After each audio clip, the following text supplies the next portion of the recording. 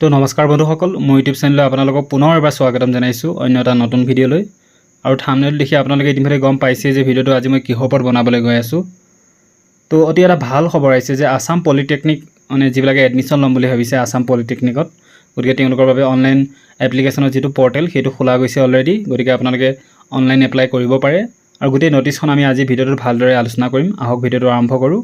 আৰু তাৰ আগতে যিবিলাকে মোৰ চেনেলটো নতুনকৈ আহিছে তেওঁলোকে মোৰ চেনেলটো ছাবস্ক্ৰাইব কৰি ল'ব প্লিজ। তো আহক নটিছখন আমি পঢ়োঁ।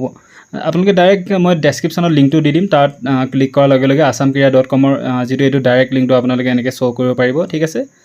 গতিকে directorate of technical education Assam has released the official notification of polytechnic admission 2025 DT আসামে এইটো ৰিলিজ কৰিছে, ঠিক আছে। টোটেল 4425টা ছিট বুলি কৈছে।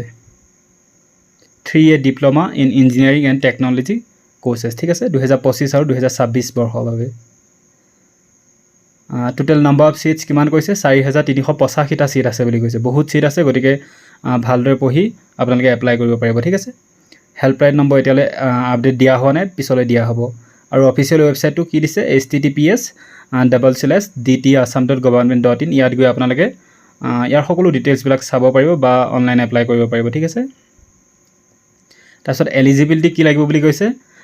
Candidate must B N Indian citizen হ'ব লাগিব আৰু পাৰ্মানেণ্ট ৰেচিডেণ্ট, আসামৰ পাৰ্মানেণ্ট ৰেচিডেণ্ট হ'ব লাগিব। গতিকে PRC নিশ্চয় উলিয়াব লাগিব আপোনালোকে, ঠিক আছে।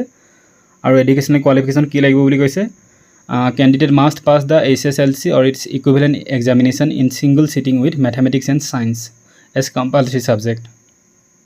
মেট্ৰিকত মেথছ আৰু ছায়েন্স কম্পালচৰি ছাবজেক্ট হ'ব লাগিব, ঠিক আছে। তাৰপিছত কৈছে required minimum average percentage in mathematics and science is as mentioned below'. বেলেগ বেলেগ কেটেগৰীৰ বাবে মেথছ আৰু ছায়েন্সত কিমান মাৰ্কছ লাগিব তাৰ লিষ্টখন দিয়া হৈছে। যিবিলাক জেনেৰেল কেটেগৰী হয় তেওঁলোকে 40% লাগিব মিনিমাম, আৰু OBCৰ বাবে 40% লাগিব, SCৰ কাৰণে 35 আৰু STৰ কাৰণে 33%, ঠিক আছে। আৰু এজ লিমিটৰ কথা কোৱা হৈছে ইয়াত।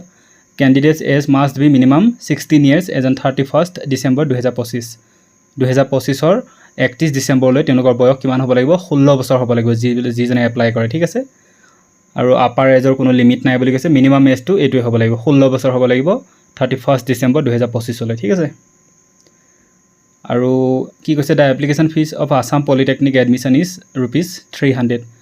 গতিকে এপ্লিকেশ্যন ফিজ কিমান বুলি কৈছে? 300 টকা বুলি কোৱা হৈছে, plus bank charges as applicable. 300 টকা আৰু লগতে কিবা বেংক চাৰ্জো ল'ব পাৰে, ঠিক আছে, 10 টকা 20 টকা। গতিকে 300 টকা বা তাতকৈ ওপৰত ল'ব বুলি আপোনালোকে ধৰিব পাৰে, ঠিক আছে। কেনেকৈ এপ্লাই কৰিব লাগে মই তাৰ ওপৰত এটা বেলেগ ভিডিঅ' বনাম, তাৰ আগতে আমি নটিছখন ভালদৰে পঢ়ি লওঁ। চিধা যিটো এটা লিংক থাকিব, লিংকটোত ক্লিক কৰাৰ লগে লগে এটা ৰেজিষ্ট্ৰেশ্যন কৰিব লাগিব, তাৰপিছত লগ ইন কৰিব লাগিব, তাৰপিছত যিবিলাক আপোনালোকৰ পাৰ্চনেল বা এডুকেশ্যন ডিটেইলছবিলাক তাত ভৰাব লাগিব, তাৰপিছত ডকুমেণ্টবিলাক আপলোড কৰিব লাগিব, তাৰপিছত লাষ্টত এপ্লিকেশ্যন ফিজটো দিব লাগিব। বছ ইমানেই কৰিব লাগে। কেনেকৈ এপ্লাই কৰিব লাগে মই সেইটো কাৰণে আৰু এটা নেক্সট ভিডিঅ' বনাম, ঠিক আছে। তাৰ আগতে আমি নটিছখন পঢ়ি লওঁ। কি কি ডকুমেণ্ট লাগিব কৈছে? পাৰ্মানেণ্ট ৰেচিডেণ্ট চাৰ্টিফিকেট লাগিব, PRC লাগিব, কাষ্ট চাৰ্টিফিকেট লাগিব, তাৰপিছত সেনেকুৱাই লাগিব আৰু, ঠিক আছে। আৰু যিবিলাক ফ্ৰীডম ফাইটাৰ যিবিলাক গ্ৰাণ্ডছন হয়, নাতি নাতিনী আছে, তেওঁলোকৰ বাবে অলপ কিছুমান সুযোগ দিয়া হ'ব, ঠিক আছে। Son daughter of retired defence person, retired যিবিলাক ডিফেন্স পাৰ্চনৰ পুত্ৰ বা জীয়ৰী হয় তেওঁলোকৰ বাবেও কিছুমান সুযোগ সুবিধা দিয়া হ'ব।